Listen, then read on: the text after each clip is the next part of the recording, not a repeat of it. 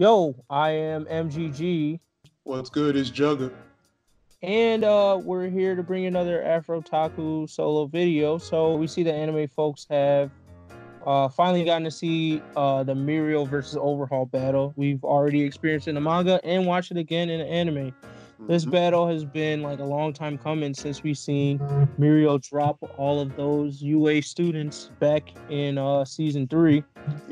And we think this is one of the greatest fights in My Hero Academia to date. From the character development to all the hype around Mirio to all the hype around Overhaul, we think this fight is one of the greatest fights of My Hero Academia, and we got 3 reasons why. So let's get into the video.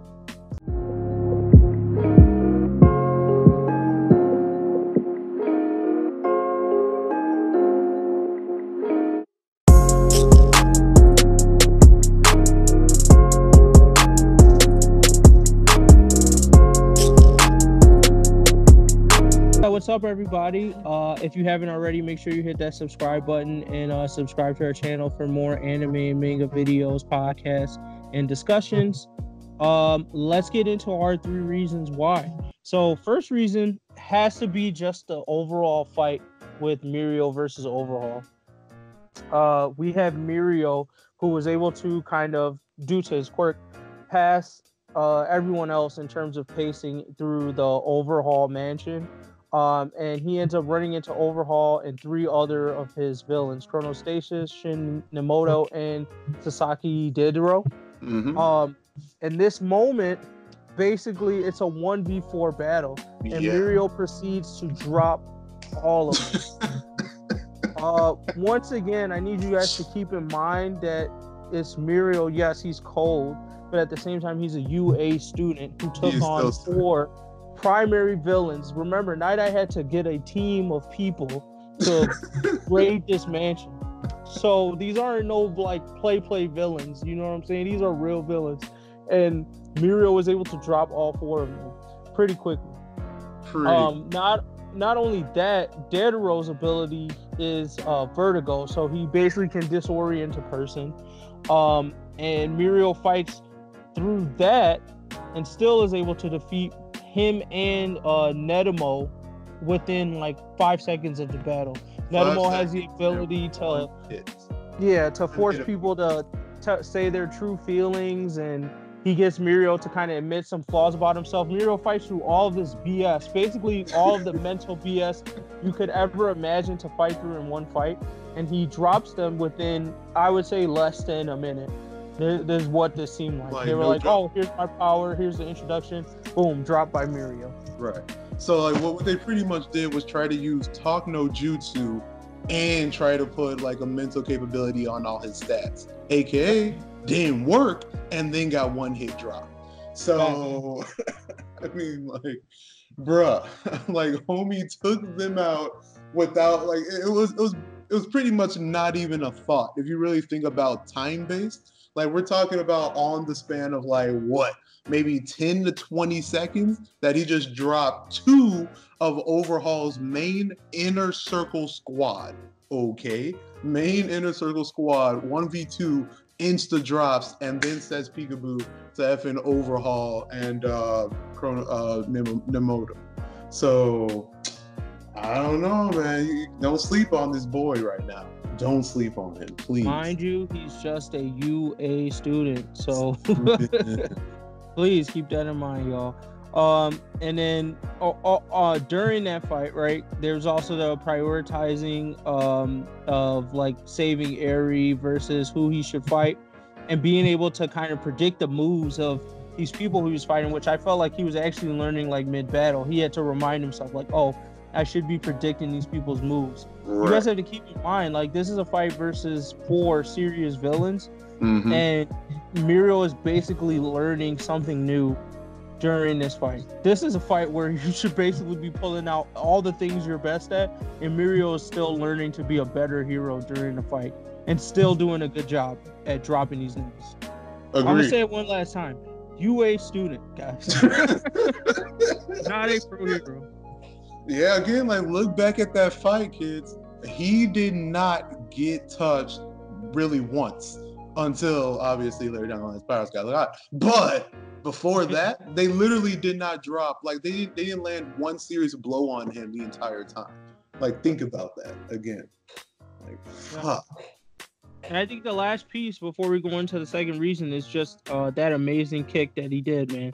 He runs up on Overhaul in chronostasis and basically fake punches Overhaul. He dodges. In the middle of that, he kicks Aries' head, but phases through her head. Right after that, solidifies his foot again just to kick chronostasis straight in the face. Like, if you didn't appreciate that moment, if you didn't understand the level of difficulty that it took to do that, well, first of all, we're gonna go into it later in the video, but second, like that's crazy, man. Like Mirio really put in work at that moment. My God, I mean, like, please, people, go back and rewatch that scene just to pick apart the distance and just like the redonkulousness of what technically just happened. Okay, mid kick phases through Aries' head, slowly materializing on the other side to kick Buddy again at full speed. That is monstrous, all right? Which pretty much, you know, we're just gonna get into it. Like the next second reason of why it's one of the greatest fights is just like Mirio's journey as far as to how great he got with this power, okay? Because the amount of skill he took to do that it's almost undescribable and like just straight genius level. All right. So, oh my God, let's get up into this. So, if y'all remember when homie first started to gained his power, he was in a way like almost dying every time using it. All right.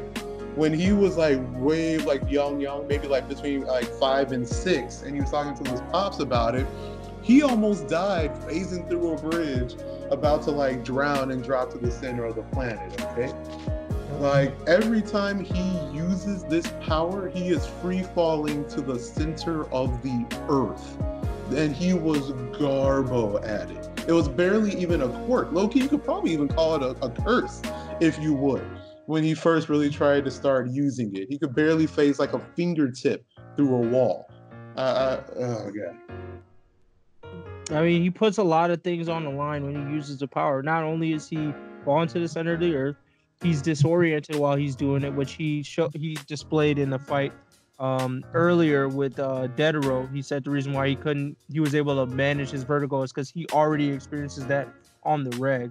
So while you're using the power, it's just totally not a fun experience at all.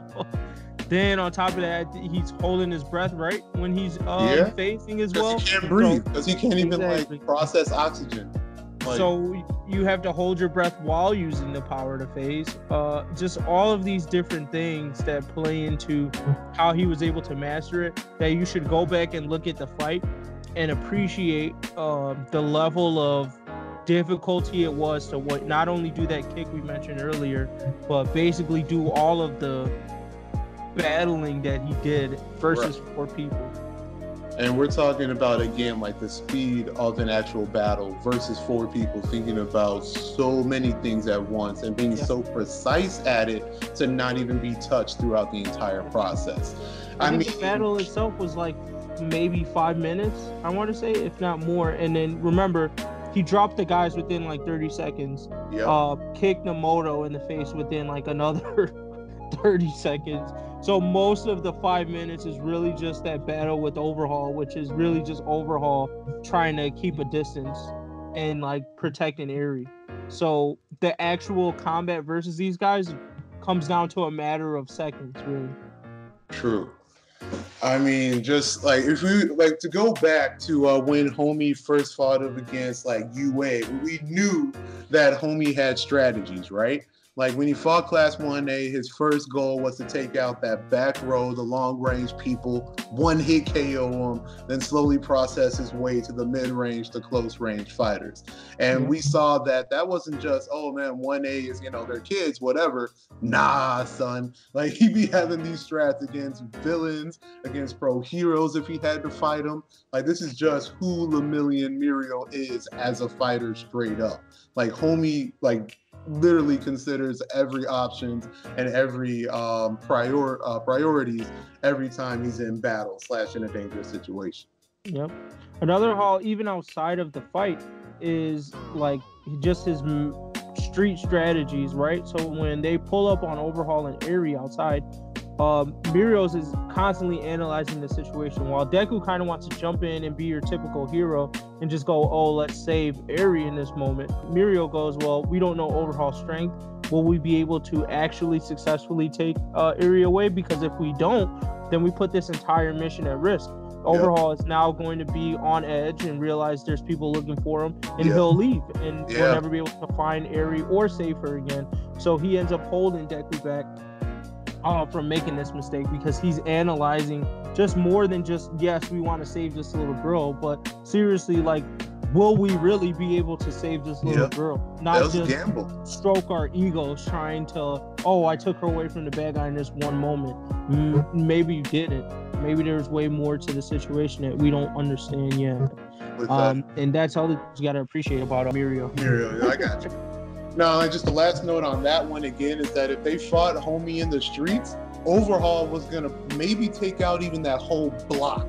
AKA, we're talking about maybe even like over 100 casualties, possibility.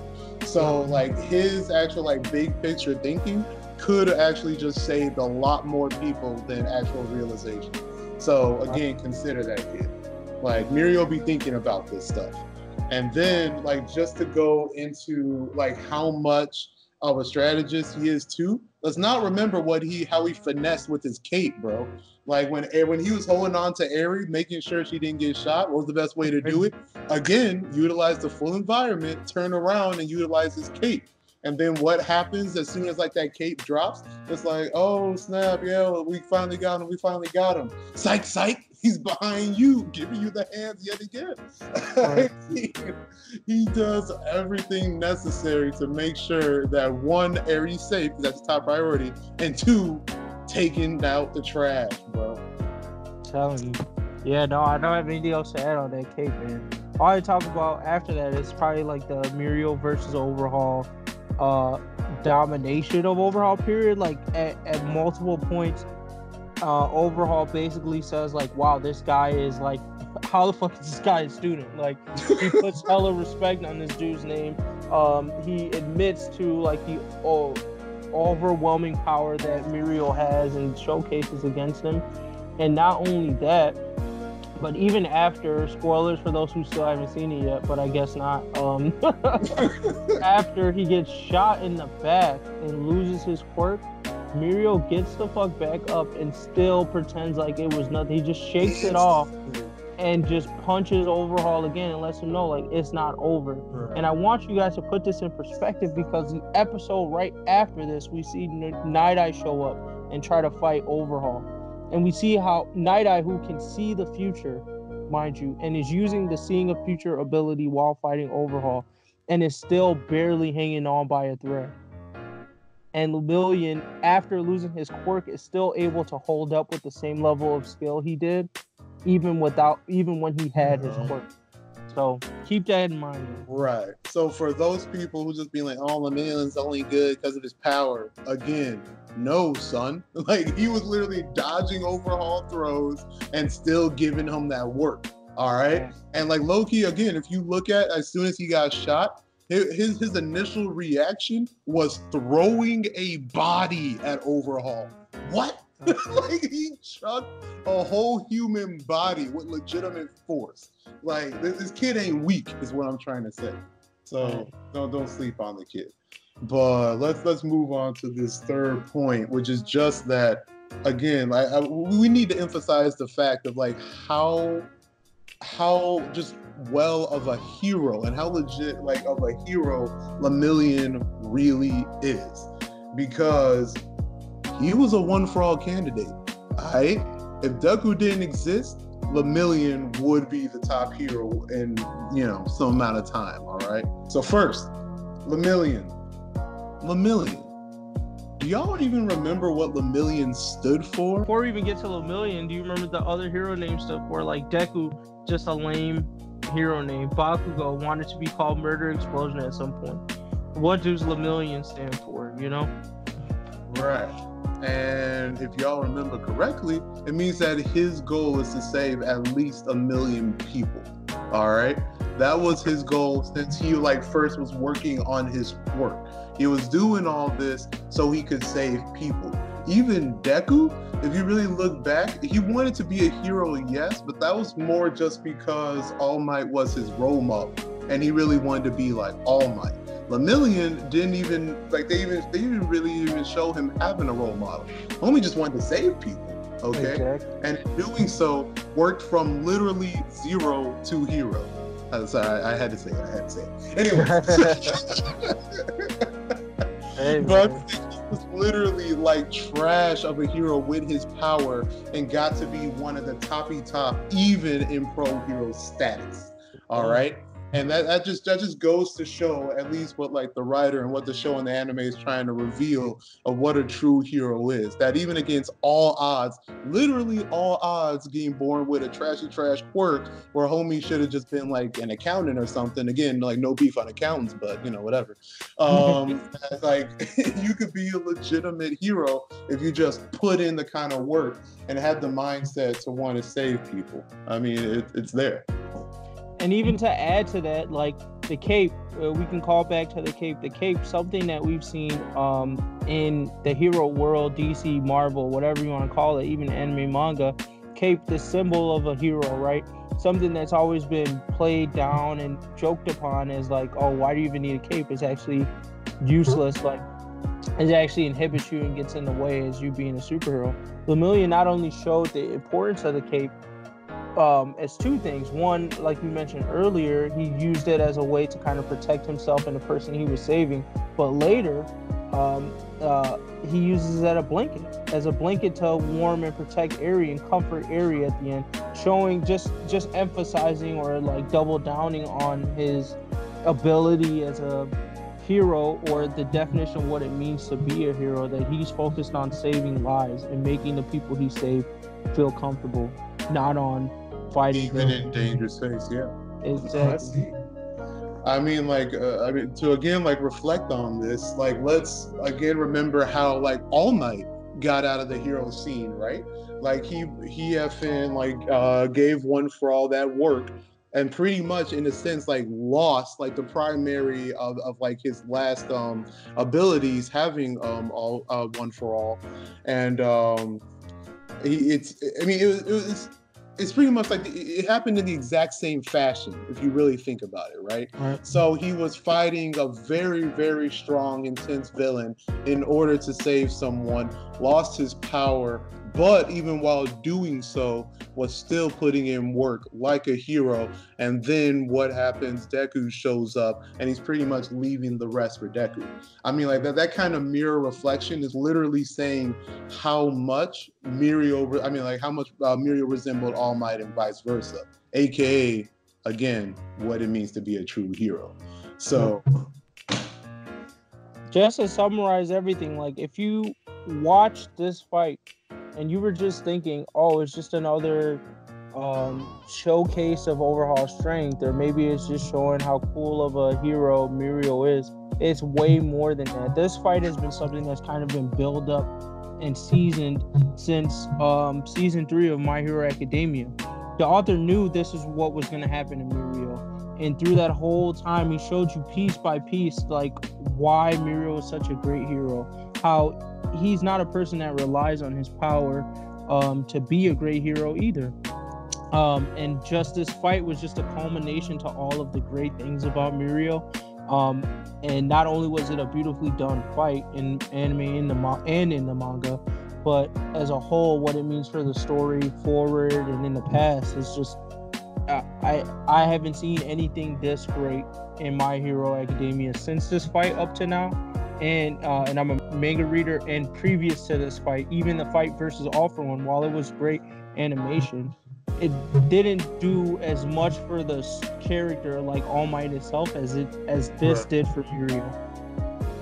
It just got so much deeper in this fight when you really start to think about it, minus just the hands. And if you know me, I'm about hands. But hey, again, like when you start to dissect it and really realize how important it was, again, to the storyline of Boku no Hero, you just got to give like big ups to it. Because Lemillion showed you guys, like, it pretty much, like, it created a standard, if you would, to like how great of a fight and like how much the hype build up, how much like the story really like explains and like really gets dissected within the fight, that standard rarely gets met like before and even after this fight alone. So don't sleep, people. At all. Well, yeah, in closing, man, this was our 3 reasons why Overhaul versus Mirio was the greatest fight in My Hero Academia.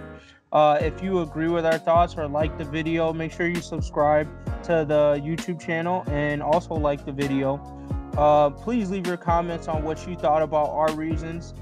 Do you agree? Is this the greatest fight you've ever seen? Is Mirio the greatest hero you've ever seen in My Hero Academia? Or do you disagree? Is there a fight that you think was better? Please let us know in the comments. We want to hear from y'all. Other than that, we'll catch you later.